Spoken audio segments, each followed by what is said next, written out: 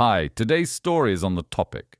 My wife left me while I was taking care of my dying father, but when I became a millionaire through the will, she came back, humbly begging for forgiveness.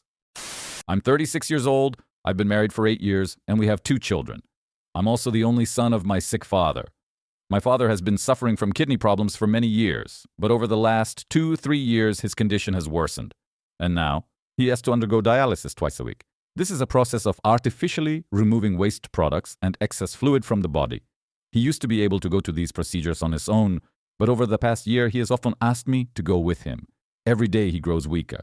I set up a schedule for myself to drive my father to dialysis because I don't want to leave him alone in this condition. He needs dialysis twice a week, so I chose Saturday and Wednesday. Saturday is my day off, so that's not a problem. On Wednesday, I arranged with my boss to leave work early and then make up the remaining hours by working in the evening after returning home from dialysis. I've been working at this company for 10 years and my boss considers me a hard-working and loyal employee. So granting me this special arrangement wasn't an issue for him, but the problem was at home. With my wife, Ail, she's 34. When she found out that I would be driving my father to dialysis twice a week, she got upset. She never liked it when I occasionally took him before, but she never expressed her dissatisfaction directly. Now that I had fully taken on this responsibility, she couldn't hold it in anymore. She said there was no point in wasting my time on my father, because no matter what I did, he would never be satisfied with me anyway. For context, my father owned a trading business, was fairly wealthy, and had accumulated a significant fortune. He wanted me to continue his business, but I was drawn to a different field. I wanted to work in technology. I was passionate about programming. So after school, when my father wanted me to attend some kind of business or management courses, I chose to study to become a programmer. He didn't mind as long as I agreed to join his company after graduating. However, after getting my degree, I started working at a well-known IT company. My father was unhappy that instead of continuing his legacy, I was working for someone else. He constantly asked me to join his business while I kept postponing that decision indefinitely. After I got married, my father asked me one last time if I wanted to join the business, and I said no. My father flew into a rage and said he would donate all of his wealth to charity, and I wouldn't get a single cent.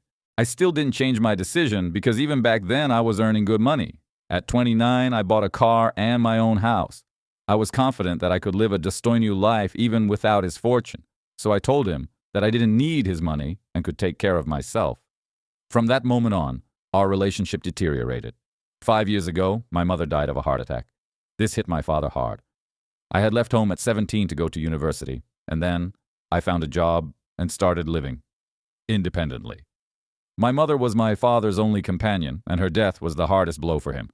After that, our relationship began to improve. I started visiting him often and bringing my children so they could play with him. Eventually, he stepped away from the business and handed his company over to be managed by a trust fund. My wife, Ail, was never close to my parents. While my mother was still alive, Ail avoided visiting my parents, saying that my mother-in-law interfered too much in our lives and that they didn't get along. When my father announced that he would exclude me from his will, Ail began openly criticizing my parents for their cruelty and anger. I insisted that she stay out of my relationship with my parents, but she kept vmешивалась, claiming that such a low move would affect our future, especially the future of our children. I reassured her that our future and our children's future were secure regardless of my father's wealth, but she refused to listen. Now, about the current situation. Ail caused a scene when she found out that I would be accompanying my father to dialysis twice a week. At first, I tried to explain to her that my father has no one except me. He lost his parents long ago, and although he has an older brother, he lives on the other side of the city and rarely visits him. My father became very lonely after my mother's death, and in this condition, I can't abandon him. But my wife refuses to understand this. Lately, she's been making my life unbearable. Every Saturday, she comes up with some kind of plans, either hosting guests at home, or a deep cleaning, or a walk with the kids, or something as insignificant as a grocery run. I explained to her that she could plan anything she wanted, but on Sundays, because on Saturdays I have to drive my father to dialysis. However, she continues to make plans for Saturdays, and then blames me for being late or missing things. I had to rush to my father's place to pick him up, then drive him to the dialysis center, and after the procedure take him back home, only to hurry back and listen to her sarcastic remarks and tantrums. It's not just Saturdays. She does the same thing on Wednesday evenings.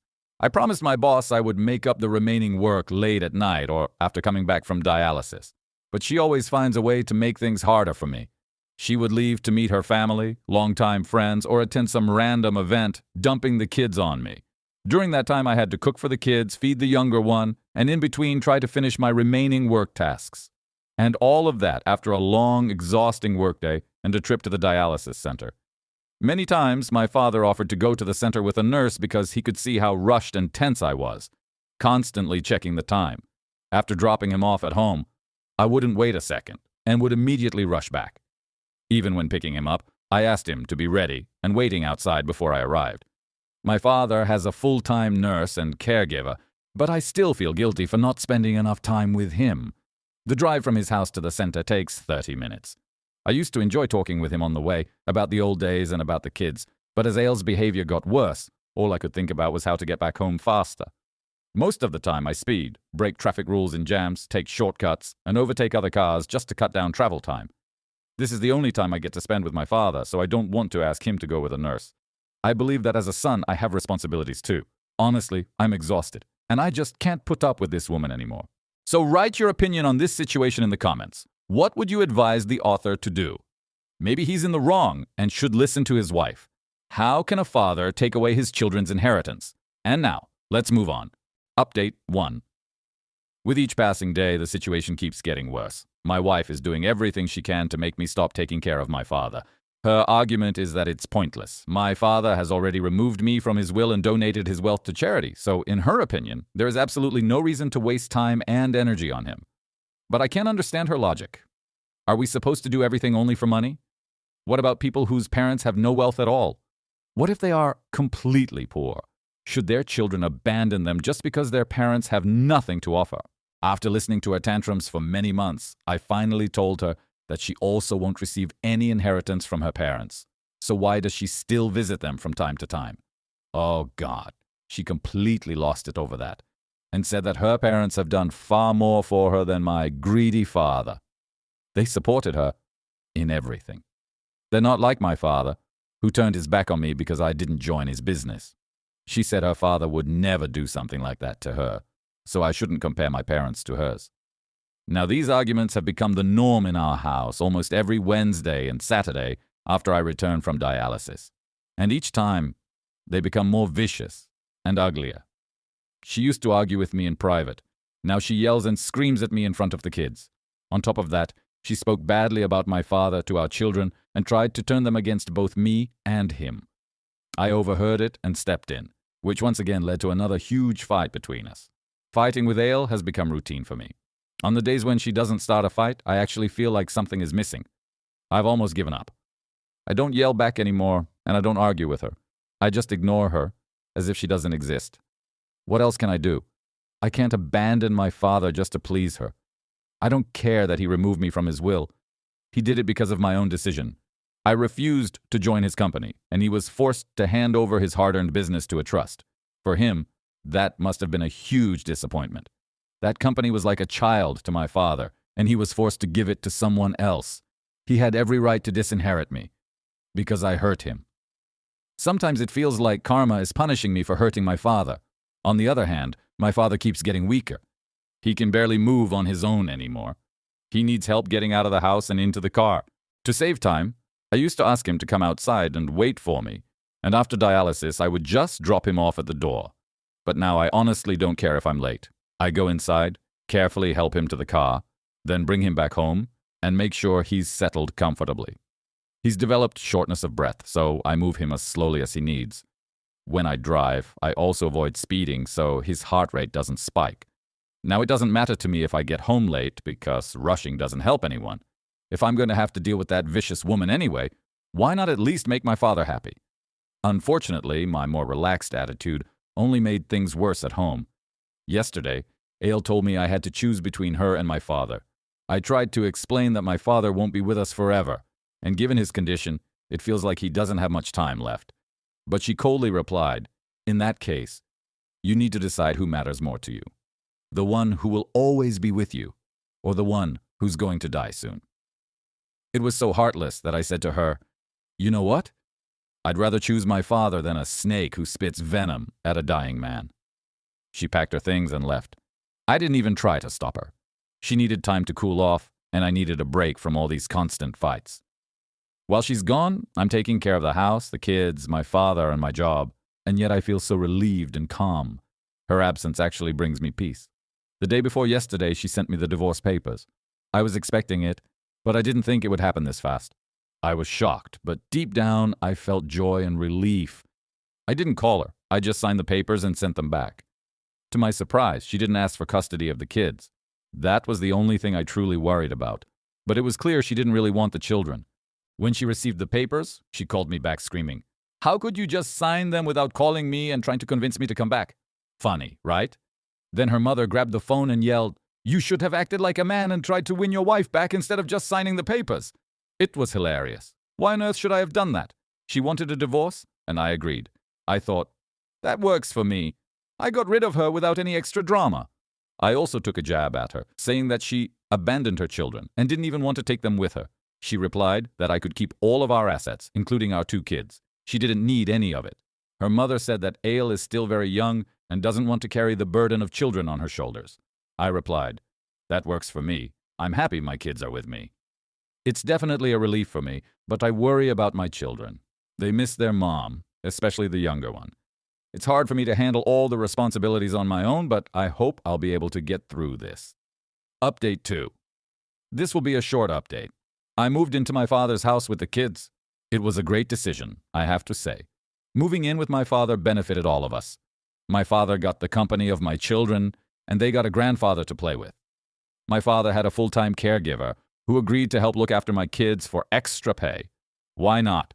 Someone taking care of my kids under my father's supervision? Best solution, right?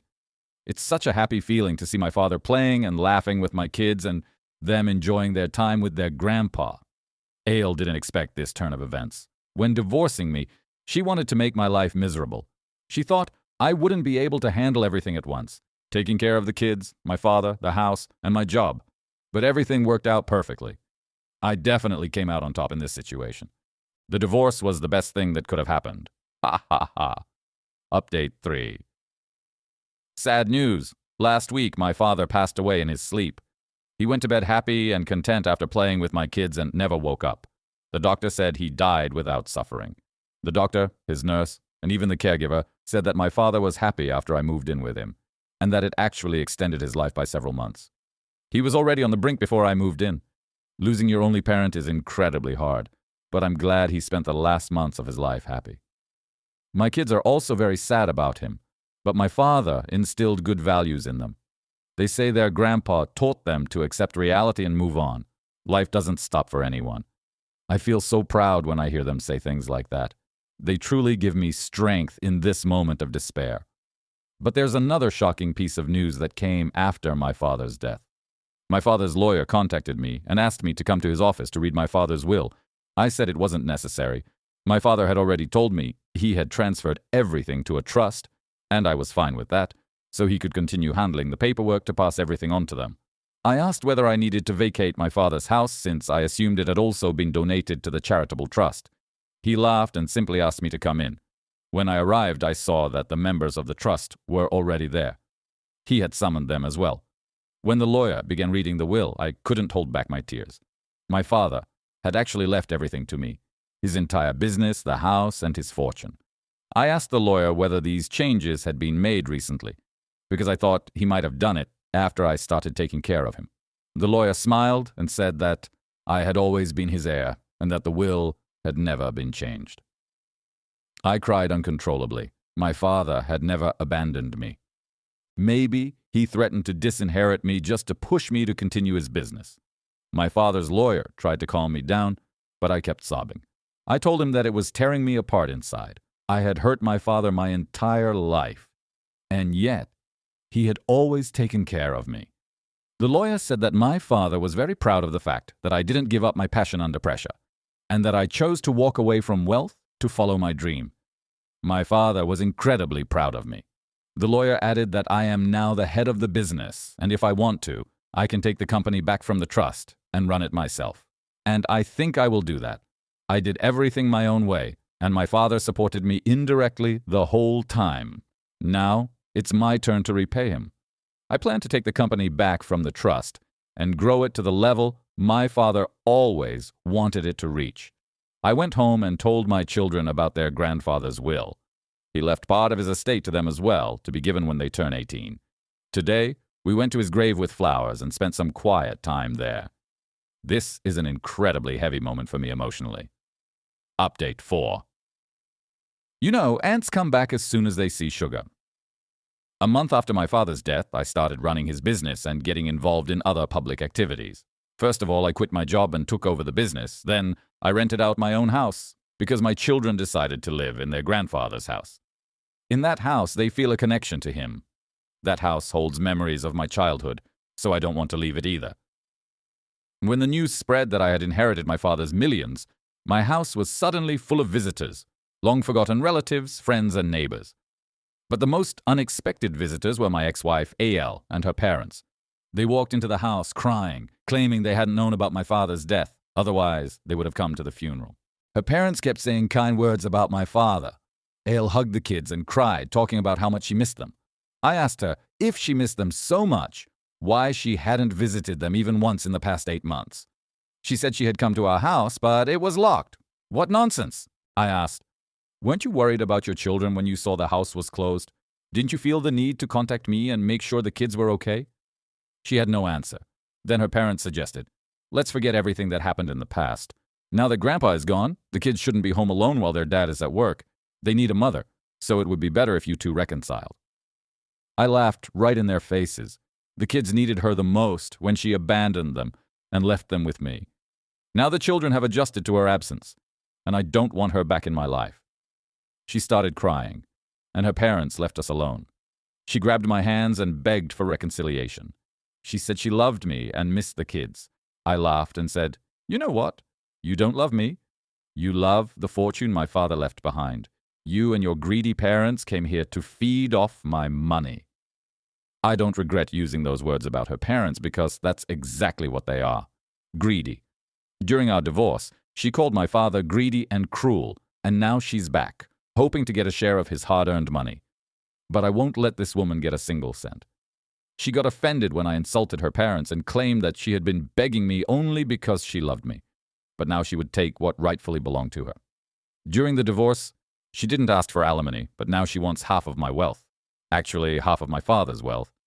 I told her she could do whatever she wanted, but she wouldn't get a penny from me. She cursed me and stormed out in rage.